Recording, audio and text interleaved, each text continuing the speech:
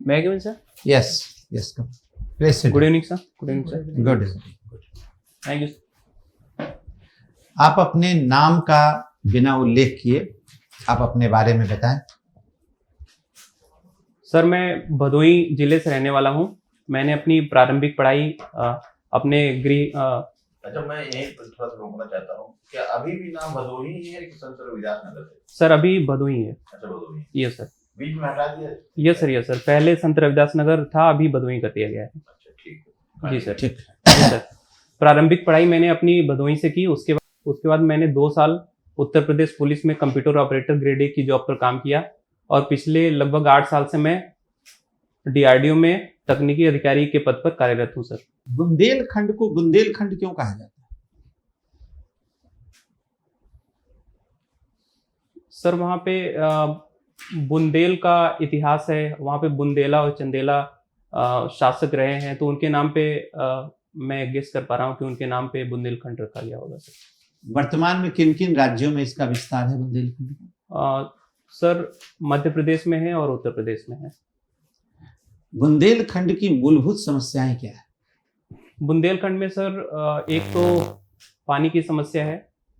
वहाँ पे कम बारिश होती है। समस्या है? वहाँ पे बारिश कम होती है सर। और वहाँ पे माइग्रेशन ज़्यादा है, पॉवर्टी ज़्यादा है वहाँ पे, और वहाँ पे एग्रीकल्चर अच्छी तरह से डेवलप नहीं हुआ है। तो पानी की समस्या के समाधान के लिए कौन सी योजनाएं चल रही है वहाँ पर? सर, अभी केन बेतवा लिंक प्रोजेक्ट किया गया है वहाँ पे इंटरलिंकिंग के लिए, जो कि वहाँ पे पानी की समस्या काफ़ी हद तक सही करेगा। और वहाँ पे जो गवर्नमेंट ऑफ इंडिया का मिलेट प्रोग्राम भी है, तो उसके लिए भी इनिशिएटिव लिया जा रहा है कि वो भी वाटर इंटेंसिव क्रॉप ना होते हुए भी वहाँ पे एग्रीकल्चर किया जाए।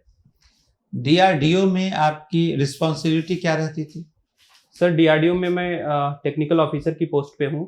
वहाँ पे मैं वर्चुअल रियलिटी एनवायरनमेंट डेवलपमेंट और मैं कॉग्निशन पे काम करता हूँ, जिसमें EEG, आई ट्रैकिंग, डेटा एक्विजिशन और उसके बाद जो उनका एनालिसिस होता है। हमारा कॉग्निटिव पैरामीटर होता है डिफेंस फोर्सेस का, तो उनके कॉग्निटिव पैरामीटर को इस इंफॉर्मेशन को, इस नॉलेज को आप एक एडमिनिस्ट्रेटिव ऑफिसर के रूप में कैसे प्रयोग करोगे?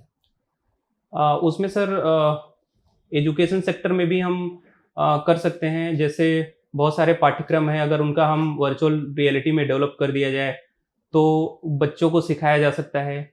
इसके साथ साथ टूरिज्म सेक्टर में भी अगर हम जो भी साहित्यिक स्थल हैं, जो हमारे सांस्कृतिक विरासत है, उनका भी अगर VR में डेवलप कर दिया जाए तो उससे भी वहाँ पे प्रमोट किया जा सकता है। और इसके अलावा जो हमारी डिफेंस, जो हमारी पुलिस फोर्सेस हैं, उनके भी परफॉर्मेंस को इन्हांस करने के लिए फिजिकल ट्रेनिंग तो प्रोवाइड कराई जाती है, लेकिन अगर मेंटल लेवल पे, उनके कॉग्निशन लेवल पे अगर उनका इन्हांसमेंट कराया जाए तो उसके लेवल पे भी वहाँ किया जा सकता है सर। अयोध्या इस समय पूरे भारत में चर्चा का विषय बना हुआ है। जी सर। क्या वजह है इसकी? सर, वहाँ पे राम मंदिर का अभी उद्घाटन होने वाला है 22 जनवरी को, तो इसलिए वहाँ पे ये चर्चा में बना हुआ है सर। उसके पहले भी कोई घटनाएं हुई है वहाँ पर? उसके पहले सर 1992 में बाबरी मस्जिद डिमोलिशन हुआ था, और उसके बाद ये कोर्ट में मैटर काफ़ी टाइम तक चला है, तो माननीय सुप्रीम कोर्ट ने जजमेंट दिया। उसके बाद ये स्टार्ट हुआ है राम मंदिर कंस्ट्रक्शन।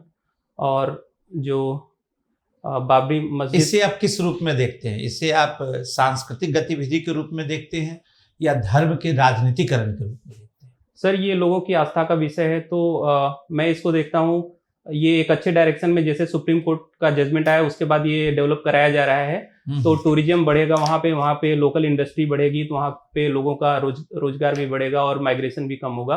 तो ये एक सही चीज। टूरिज्म से संबंधित अभी वर्तमान उत्तर प्रदेश सरकार की कोई नीति?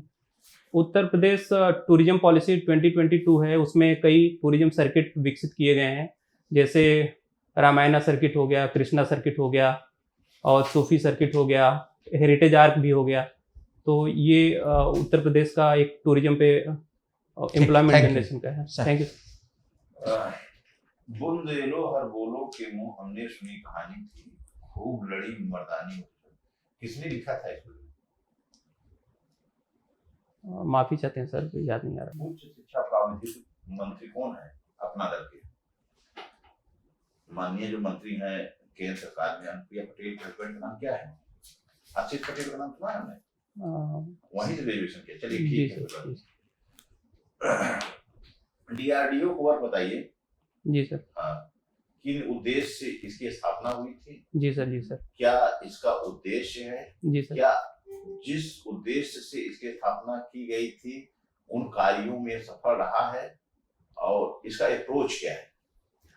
डीआरडीओ का जो इस्टेब्लिशमेंट हुआ है सर, वो हमारे जो डिफेंस फोर्सेस हैं, डिफेंस फोर्सेस को उनकी कैपेबिलिटी को इन्हांस करने के लिए रिसर्च एंड डेवलपमेंट का कार्य सौंपा गया है, जो हमारी आर्मी, नेवी और एयरफोर्स का है। तो ये मैंडेट है बेसिकली, और इसमें डीआरडीओ 1958 से कंटिन्यूस काम कर रहा है और काफ़ी हद तक सफल हुआ है। इसमें जो हमारी गाइडेड मिसाइल बनी है, क्रूज मिसाइल्स बनी है, अग्नि, पृथ्वी, आग और ये सब, तो ये हमारे जो हमारी रक्षा क्षेत्र को बहुत अधिक बढ़ाया हुआ है इसने, और कंटिन्यूस आगे भी इसमें काम जारी है। और ये डाइवर्सिफाइड फील्ड भी है, अलग अलग क्षेत्रों में डीआरडीओ काम करता है।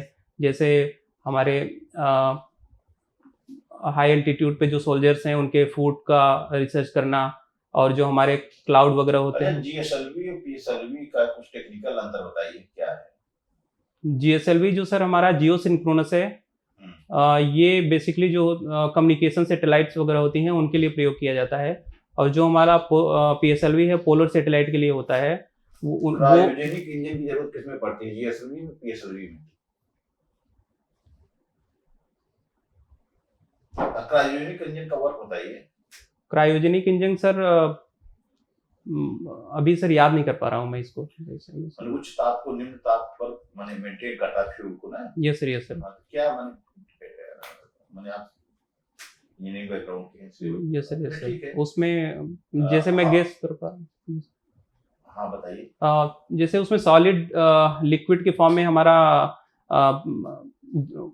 जो उसमें अलग अलग कंपोनेंट होते थे, उसमें क्रायोजेनिक का भी एक जो एयर ब्रीदिंग से उसको चलने के लिए जो प्रोवाइड कराया जा रहा था, उसको क्रायोजेनिक फ्यूल के उसमें कैटेगरी में रखते थे। आपकी हॉबी जो है क्रिकेट है? Yes sir. तो अभी तक जो है क्रिकेट को आप किस रूप में देखते हैं कि इनका प्रशासन में, हम अगर क्रिकेट का योगदान माने लेना हो, प्रशासनिक सेवाओं में आप अपनी हॉबी का कैसे यूज करेंगे? सबसे अच्छा यूज़ तो सर मैं देखता हूँ कि इसमें फिजिकल फिटनेस के लिए ये प्रयोग किया जा सकता है। दूसरा, जो प्रशासनिक फील्ड में टीम वर्क की भावना जो उसमें विकसित की जा सकती है, और इसमें हम डिसीजन मेकिंग के लिए भी हम प्रयोग कर सकते हैं। और इंडिया से ऑल टाइम एक कैप्टन का चुनाव करना हो, कि ये नहीं कि प्रेजेंट में या पास्ट में या फ्यूचर में किसी एक का चयन करना हो, तीनों से प्रेजेंट, पास्ट, फ्यूचर, किसका आप चयन करेंगे एज ए कैप्टन? वैसे सर किसी एक का चयन करना बहुत मुश्किल है, लेकिन अगर किया ही जाना है तो मेरी नज़र में विराट कोहली को T20 और वनडे और टेस्ट क्रिकेट के लिए भी मैं सही मानता हूँ सर। अच्छा, क्या ऐसा नहीं कर सकते कि सोचिए कि महेंद्र सिंह धोनी के समय में हम वर्ल्ड कप माने जीते हैं? Yes sir, yes sir. तो क्या माने उनको आप डिनाई कर रहे हैं? बिल्कुल सर, उनका कंट्रीब्यूशन बहुत दिख रहा है हमारे क्रिकेट में। लेकिन सर चूंकि एक को चुनाव करना था, तो इसलिए मैंने विराट कोहली को चूज किया। वो लंबे ड्यूरेशन तक फिट भी रहे हैं। और जी सर। ठीक। जातिगत जनगणना के 3 नुकसान क्या है? जातिगत जनगणना सर, इसका सबसे बड़ा नुकसान तो मैं देखता हूं सर कि अगर ये जिस पर्पज से इकट्ठा किया जा रहा है, अगर वो उसका पर्पज ना हो के वो पॉलिटिसाइज वे में अगर उसका प्रयोग होने लगे, तो ये सबसे बड़ा इसका नुकसान हो सकता है। ठीक है। और सर इसमें दूसरा, जहां तक मैं समझ पा रहा हूं कि अगर इसको गलत तरीके से प्रमोट किया जाए, तो ये समाज में एक जो क्लैश की भावना है वो भी पैदा कर सकता है। अभी तो सर यही बात कर रहा हूँ सर। ठीक है। कतर अभी चर्चा में क्यों है? कतर में सर अभी जो इंडिया के कुछ एक्स डिफेंस फोर्स के लोग थे, उनको डेथ पेनाल्टी दी गई थी। तो भी इंडियन गवर्नमेंट के डिप्लोमेटिक मिशन के थ्रू उनको उनकी डेथ पेनाल्टी को ख़त्म कर लिया गया, इसलिए कतर चर्चा में था। जी, एआई से संबंधित समस्याएं आनी शुरू हो गई। जी सर। ठीक है, हाल ही में आपने देखा होगा कि एक अभिनेत्री के चित्रों के साथ छेड़छाड़ करके चीजें की गई हैं। जी सर। तो भारत सरकार के इसमें क्या प्रयास? भारत सरकार सर इसमें इसको रेगुलेशन के लिए अभी कोई एक्ट तो नहीं आया है, लेकिन अभी एक इनिशिएटिव लिया गया था, global partnership on artificial intelligence, जो नई दिल्ली में आयोजित हुआ था। तो उसमें गवर्नमेंट ऑफ इंडिया इसमें कंटिन्यूअस इस प्रोसेस में है कि एक फ्रेमवर्क बनाया जाए जिससे कि इनको रेगुलेट किया जाए, कंट्रोल किया जाए।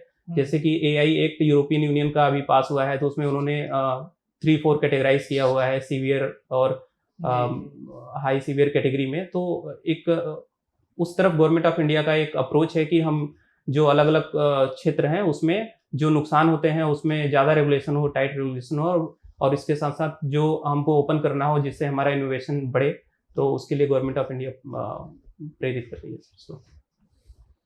ठीक है सर, ठीक, all the best. Thank you sir. Thank you sir. Thank you. Yes please. Thank you. Mister Pawan Kumar Yadav. जी आप एकदम एक्सीलेंट हैं, बहुत अच्छा। आशीष, आपके यहाँ से बने वो तो प्रोग्राम वगैरह होता रहता है, आपके कॉलेज को देते रहते हैं, डोनेशन वगैरह देते हैं, तो वहीं पढ़े हुए हैं ना, जो मंत्री हैं, उच्च प्राविधिक शिक्षा मंत्री हैं आशीष पटेल। आप देख, आप एक बार बताओ, सूट तो यही पहनोगे? हाँ सर। शर्ट आप चेंज कर लो। अच्छा सर। शर्ट वो नहीं चलेगा, आप प्लेन शर्ट लो, बिल्कुल लाइट ब्लू कलर के, और सबसे अच्छा रहेगा।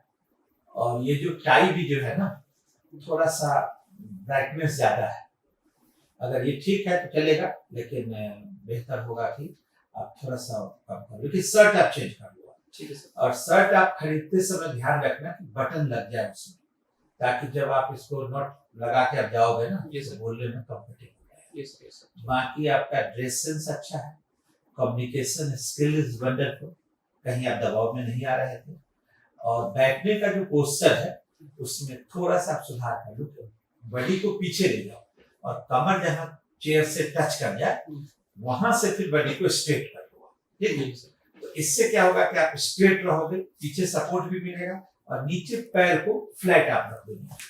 हाँ, देखिए ओवरऑल पर्सनालिटी आपकी जो दिख रही है ना, एकदम कंप्लीट दिख रही है, बस वही जो सर बोल रहे हैं, थोड़ा सा लेजीनेस दिख रहा है, वो थोड़ा सा उसको लेजीनेस को स्मार्टनेस में अगर बदल सके तो बहुत अच्छा होगा, क्योंकि बैठने उठने में थोड़ा सा मुझे दिखे कि एक्टिव दिखे। आप जब आए ना तो जैसे आप मिस किए गुड इवनिंग, गुड इवनिंग के बाद जो मैंने कहा कि प्लीज सिट डाउन, तो कहे तो स्मार्टली जाके बैठिए, यस थैंक यू कहे तो फिर स्मार्टली, इससे लगेगा कि आप एक एडमिनिस्ट्रेटिव ऑफिसर का एटीट्यूड है आपके अंदर। ठीक है, और उसमें थोड़ा सा अगर कर देंगे जैसे स्लो कर रहे थे तो लेजीनेस दिखा, कहा गया ठीक है, तो आपको लग रहा है कि नहीं थोड़ा सा देखी जाते हैं, निकलते हैं आराम से। ये देखिए मैं सर इसलिए थोड़ा सा बहुत कम टाइम में खत्म हो गया, इसलिए मुझे थोड़ा सा लगा कि नहीं आपने आंसर का डायरेक्शन सही डायरेक्शन में दिया, क्योंकि आप सब अच्छी चीज बता रहे थे ना, तो बहुत ज्यादा फैलाने को नेटवर्क नहीं कर, वो जज हो गया था। तो जो चावल में आप अपनी माँ को देखते होंगे, सारे दाना तो देखते नहीं, वो 2 4 5 निकाल के चेक कर, एक ही से हो जाता है, लेकिन 2 3 और देख लेते हैं। तो 3 लोग तो हम लोग बैठे थे, अलग अलग एस्पेक्ट पर क्वेश्चन पूछे, आपका सही डायरेक्शन में आंसर क्या था, इसीलिए मैंने ज्यादा नहीं। इंफॉर्मेशन डिलीवरी काफी अच्छी थी। ठीक है, ये हो सकता है कि बहुत सारे सवाल में आप उसका जवाब न दे पाते, तो उससे निकलने का भी तरीका आपका अच्छा है। एक जो चीज जो कमी लाइक जो बाकी इंफॉर्मेशन तो बहुत सारी है, हो सकता है कि कोई इंफॉर्मेशन न हो, बट जो डिलीवरी है वो काफी इम्प्रेसिव है। ठीक है, अगर कोई जवाब नहीं आ रहा है उस पे आपका रिस्पॉन्स अच्छा है, तो यही बेसिकली एक जो लाइटनेस जा रहा था पर्सनालिटी में, अभी तो मैंने पूरा कंप्लीट बताया कि सर यस हम पहले अपनी बात पूरी करें फिर बताएंगे। जो जैसे ऐसे लग रहा था ना कि अगर आपको पीछे पर नहीं भी मिलेगा तो आपको कोई कमी नहीं पड़ेगी, वो एक्टिवनेस मतलब जैसे कि आप मतलब एकदम थोड़ा कैजुअल। हाँ बहुत कूल तो रहना है, ये बहुत कूल थे। अच्छा सर। हाँ जैसे जिस तरह वो पार्टी है तो हम करेंगे। उसको प्रशासन अगर उसमें दिख जाए जो है ना तुरंत सिलेक्शन हो जाएगा। हाँ तो बोर्ड मेंबर आपको कैजुअल करने की कोशिश करेगा।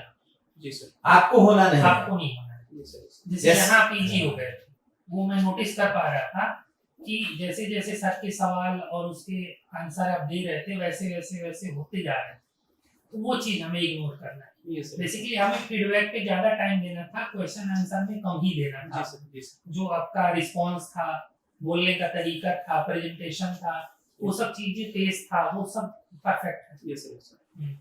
अगर कोई बोर्ड मेंबर आपसे ये कहे कि आपका ये होम टाउन है, हम वहाँ आएंगे तो आप हमारे लिए क्या व्यवस्था करेंगे, तो कभी ये मत कहिएगा कि सर मेरा रेजिडेंस है, मेरा घर है, आप आ जाएंगे। नहीं, ये सर। आप एक एडमिनिस्ट्रेटिव ऑफिसर की तरह बताएंगे कि गेस्ट हाउस रहेगा, गवर्नमेंट के जो भी गेस्ट हाउस है, जो डाक बंगला है, ये हम आपके लिए अवेलेबल करेंगे। ये सर। मतलब आपको बहुत फेमिलियर नहीं होना है। ये सर। ठीक है, तो हमने इसमें लिखा है जो उन्होंने कहा है कि please improve your physical gesture and posture, बस वही लेजीनेस एक आपका निगेटिव, बाकी आपका अपीयरेंस इतना अच्छा है, कम्युनिकेशन स्किल सुपर है, बहुत अच्छा है, आपके बहुत फेयर चांसेस है, मोस्ट प्रोबेबली आप सेलेक्ट हो जाएंगे। कोई डाउट हो डिस्कस कर सकते हैं, वो पूछ सकते हैं। कोई अगर आपके मन में कोई प्रश्न अटायर में सर एक तो आपने हाँ। चेंज बोला शर्ट के लिए, हाँ, और बाकी ये कोट मेरा चलेगा। ठीक ठीक है। और ये वॉच सर इसको भी चेंज करना होगा या चलेगा? नहीं, वाच तो ठीक है, ठीक कोई है, दिक्कत कोई दिक्कत नहीं, वाच ठीक है। ठीक है सर। वॉच और में राइट अगर में क्या संभव हो बनना ना, है? वॉच में अगर लेदर का ये हो तो ज्यादा अच्छा है, अच्छा अच्छा। क्योंकि ये सब शादी हुआ चलता है, Yes, जो आप पहने हैं ना, ये सर। थोड़ा सा मैंने वो ज्यादा तो किसी दुकान में जाकर उसको लेदर का लगवा ले सकते ये सर। हैं। बाकी ठीक है, बस वही केवल स्मार्टनेस रहे, बाकी कम्युनिकेशन स्किल आपका अच्छा है। ये सर। बहुत अच्छा है। नहीं आप सिलेक्ट हो जाएंगे। नहीं, डीआरडीओ में आप काम भी कर रहे हो, हाँ तो डीआरडीओ का थोड़ा सा देख लो कि क्या है, कैसे क्या है। मुझे लगता है कि इन सब के आधार पर आपका सिलेक्शन हो जाना चाहिए, आप मोस्ट प्रोबेबली डिप्टी कलेक्टर में सेलेक्ट हो जाओगे।